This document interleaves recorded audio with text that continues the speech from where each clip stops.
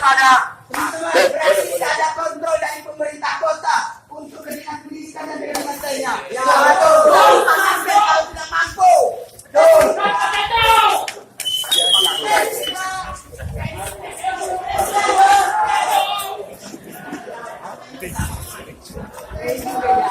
Betenju ya, dah. Betenju kita. Mana? Betenju kita, betenju. Ada rekaman keras. Iyalah. Siapa?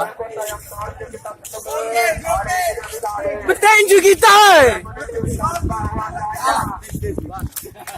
Ya, artis yang punya jiwa besar dan ingin bermasyarakat.